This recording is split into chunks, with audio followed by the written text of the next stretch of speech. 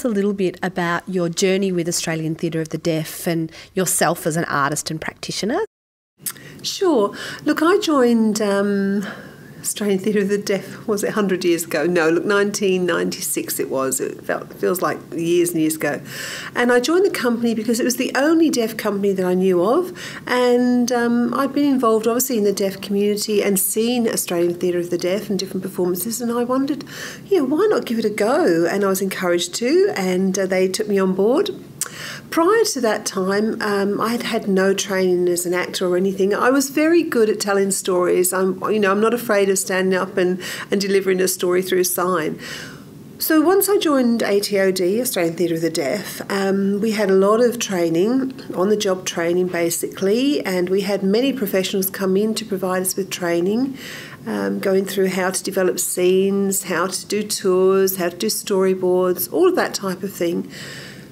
We also got involved in many workshops with non-deaf environments as well, so we sort of tagged along and piggybacked on their training.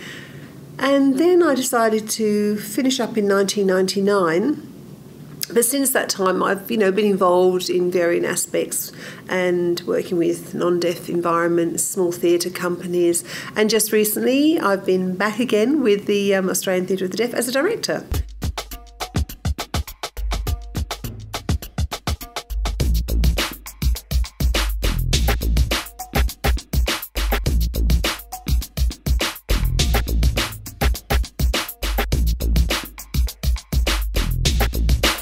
So I'm going to ask you that question that we talked about before, which is, can you talk to us a little bit about how creating Deaf Kitchen and the content of Deaf Kitchen, both what it's about and the way in which you're making the work, are informed by it being about the deaf community and featuring the deaf community as deaf actors and deaf directors and also interpreters?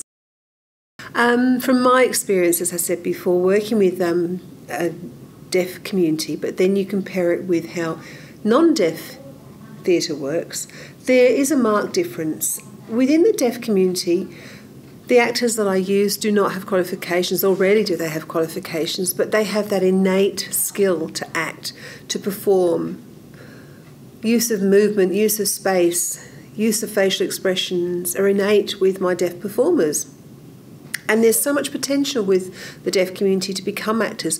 Within the non-deaf environment, most of the people are qualified, they've got years of experience under their belt, and it's a richer environment because the characterisation process is known, it's been studied, they know how to develop that. So I have to take that learning from the non-deaf environment to the deaf environment and teach them how to develop characters. But with the non-deaf environment, and you see the professionalism of the directors and the actors, and there are very clear boundaries. When you come into the deaf environment, it's almost like a family. Everybody collaborates. There's a warmth there, and there's discussion that's generated. It's so much more, it's easier to express ideas and experiences. It's a very shared environment when you're working in the deaf theatre. Can you tell us a bit about some of the particular challenges that you face when you're making work? Okay, there is an example I can bring to mind, and that's written English. Writing scripts in English, for me, is always problematic. I have the concept, it's there in my head, I can see it, and then to bring that and put that onto paper is a huge task. Sometimes I'll jot ideas down, as I did with silent monologues, but then once I talked about it and put it into Auslan, it was very, very different. It was richer, it was... it's almost an impossibility trying to put that concept into English. With deaf theatre, we develop storyboards and you conceptualise each of the scenes, you go through everything, you have an idea, you share that idea, and it becomes clear through sign language. So English is my barrier. And how have you thought about how the non-deaf community will see aspects of deaf culture in the work? Let me just ponder that one. When I was developing the play, I knew obviously that deaf community members would come along, and I always want to encourage non-deaf community members to come along as well, because I'd like them to have an awareness of the deaf theatre, the different type of theatre that we produce, and I just wanted to make sure it was accessible as well for a hearing audience, so they could come in and have a sense of and an insight into the life of deaf people in our world.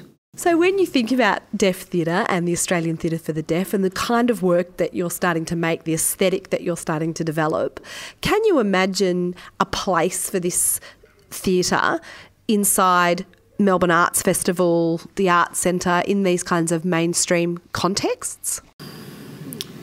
What I would like to see is us on an equal footing. I mean, not just because we want the attention and we certainly don't want to be patronised. We're a theatre group. We perform. We perform in Auslan. It's a different medium. It's very visual. We use different language, and it's a great experience for people, the mainstream, to come and see us perform. They have access to English. They see the signing, and they have an insight into the deaf community.